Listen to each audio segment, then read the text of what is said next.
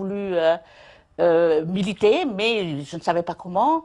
J'ai fait un peu de théâtre, j'ai été dans un milieu qui s'appelle le milieu du réarmement moral. Le milieu du réarmement moral. Le réarmement moral, Le temps de se préparer, quoi. voilà. Et c'était un dénommé Bookman qui Bookman. était à la tête de ce mouvement-là. Et c'est un mouvement qui avait pris naissance après la guerre. Et le siège était en Suisse, D'accord. à Caux, au-dessus de Montreux. Et on faisait des pièces de théâtre et des sing-out on chantait. Et le but était de changer le monde. Parce que nous, on croyait qu'on allait changer le monde. Et on disait que l'important, ce n'était pas d'avoir raison, mais c'était ce qui était juste. Alors, nous nous trouvions avec le petit-fils du Mahatma Gandhi qui était venu avec des Dalits. Nous nous trouvions avec le père Philippe, la mère Phillips de Madame Phillips International qui... Et quand vous étiez ensemble, que faisiez-vous alors? Alors, quand on était ensemble, on organisait des conférences. Ces personnalités dont je viens de citer, et il y en a bien d'autres, faisaient comme tout le monde le ménage, les chambres, la vaisselle, la cuisine. C'était une façon de se dire qu'on était tous semblables et qu'il fallait qu'on se rencontre ouvriers, prolétaires et capitalistes pour se comprendre. Et on organisait des conférences aussi pour des gens de l'extérieur qui voulaient nous écouter et des pièces de théâtre et des chansons de façon à ce que nous puissions, parce qu'à travers l'art, on peut militer. À travers l'art, on peut faire passer des messages. Et en même temps, c'était beau de voir des gens de différentes nations ensemble, parlant d'une même voix et chantant aussi d'une même voix. Voilà. Et on tournait comme ça, et on est allé en Angleterre. C'est comme ça que j'ai fait le théâtre Westminster de Londres, que nous sommes allés à Strasbourg, en Belgique, un peu partout. Et jeune, ça c'était dans ma prime jeunesse. Après, accidentellement, j'ai eu envie de jouer de la guitare, d'avoir une guitare. Alors le Père Noël m'a offert une guitare. Et avec une copine, on s'est mis. Alors moi, je jouais à la guitare. C'était à l'époque de Vertefontaine, où je suis né. Alors 3 accords. Juste une petite parenthèse. Croyez-vous encore au Père Noël? Ah ben si. D'accord. Absolument, La absolument. magie du Père Noël. La magie du Père Noël. D'accord. Ah oui. Et l'œuvre, l'esprit du Père Noël. Voilà. Donc, nous sommes allés, nous étions en train de jouer quand un copain nous a dit que dans un orchestre, on cherchait une chanteuse. Et la copine a dit, pour blaguer, on va faire un tour. Et puis lorsque nous sommes arrivés, elle s'est dégonflée, elle a dit que c'était moi la chanteuse. Alors, j'étais obligée de dire oui. Il a bien fallu assumer. Oui, il a fallu assumer. Et c'est comme ça que je suis devenue chanteuse. Mais en même temps, j'ai accepté de le devenir parce que pour moi, c'était l'occasion d'être sur une scène, de pouvoir être sur une scène et dire ce que je pense. Et parler de solidarité aux miens. Et parler de l'amour de soi aux miens. Ce qui fait que... Vous souvenez-vous encore de votre premier texte alors en tant que chanteuse? De mon premier texte en tant que chanteuse, non, parce que c'était en espagnol, c'était de la salsa. D'accord. Mais après, quand j'ai composé, ça c'était autre chose. Et le premier alors, voilà. Qui parlait de la cause? Donc le premier qui parlait de la cause, c'est un disque rayé, déjà. Le deuxième, c'est j'aime les bourgeois qui m'aiment, j'emmerde les bourgeois qui ne m'aiment pas. Mais le tout premier, c'était Requiem à un apôtre noir, et c'était pour Martin Luther King. Parce qu'en fait, j'ai laissé l'équipe du réarmement moral à la mort de Martin Luther King. Nous étions en Suisse, et on avait donné une représentation la veille au château de Caux. Et dans cette représentation, j'avais le rôle de ministre des Affaires du Tiers-Monde. Voilà, où je parlais des matières premières, déjà à l'époque, des matières premières qui étaient prises à bon marché et que nous étions revenus ou revendaient très cher, etc. Et c'était un gouvernement, donc j'étais ministre des Affaires du Tiers-Monde.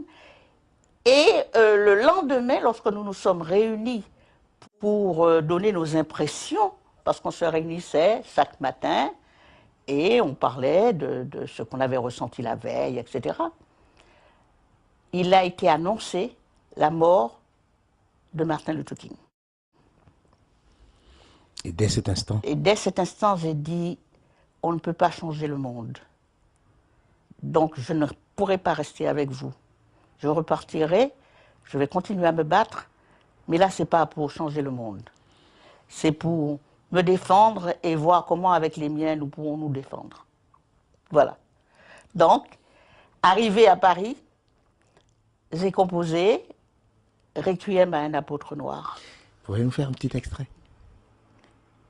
Oh, Requiem à un apôtre noir.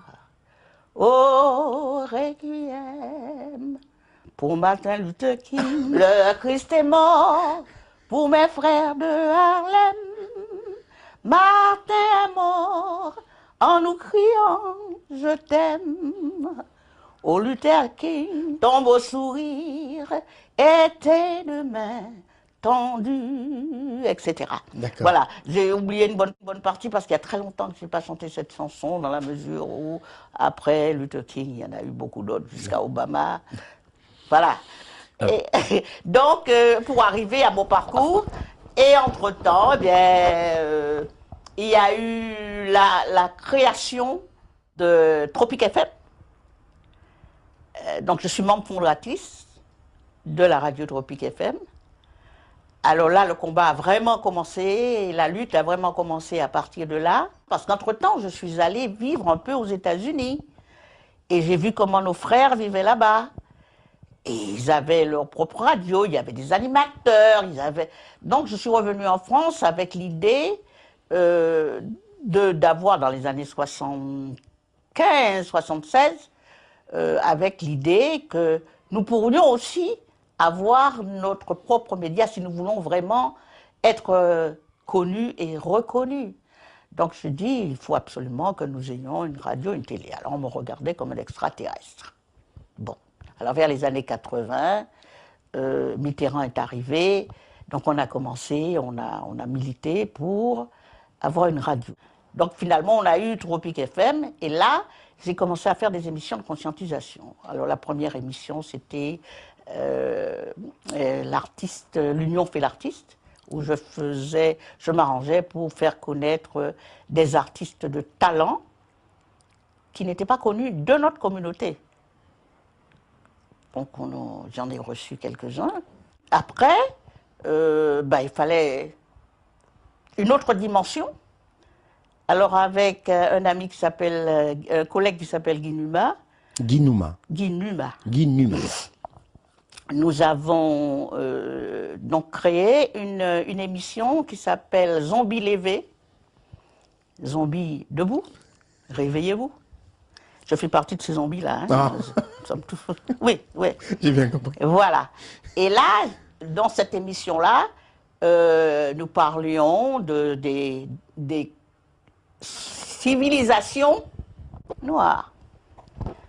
Il y a même au début des gens qui téléphonaient pour dire non, il n'y a jamais eu de civilisation noire, il n'y a jamais eu... Et les gens se sont excusés après. Il y en a d'autres même qui se sont réunis en conseil d'administration pour dire de supprimer cette émission parce que je racontais des histoires qui ne tenaient pas debout. Surtout après, j'ai commencé à parler des inventions noires qui ont servi à l'humanité. Et on n'avait jamais entendu parler de ça. Donc dans les années 80, je suis celle qui a parlé des inventions noires qui ont servi à l'humanité.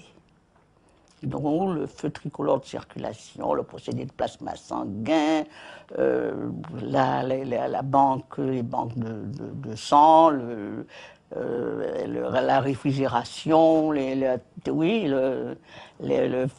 filament électrique, les communications longue distance, etc.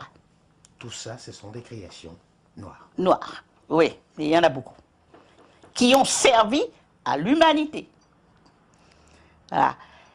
Et après ça, les gens ont commencé à me dire, oui, mais c'est bien de réveiller comme ça les consciences, mais il faut faire quelque chose. Donc en septembre 85, nous avons organisé une manifestation pour la libération de Nelson Mandela. Et c'était la première fois qu'on voyait une organisation de ce genre, de cette ampleur, avec des nègres, et nous étions à peu près 5000. Et puis donc, après cette manifestation, eh bien, puisque les gens ont dit qu'il faut aller plus loin, nous avons créé une association qui s'appelle Mouvement pour une nouvelle humanité, dont je suis encore la présidente. Qui existe jusqu'à aujourd'hui. Et MNH. Et là, nous avons même présenté des candidats aux élections législatives de 86, en Seine-Saint-Denis. Et les résultats alors? Eh bien, 4365 voix, sans médias, dans le silence le plus total. Mais ça nous intéressait, ce qui nous intéressait, c'est qu'on parle de nous, qu'on sache que nous existons et que nous nous comptions. Et ça a été une bonne chose, puisqu'après ça, on a nommé une ministre.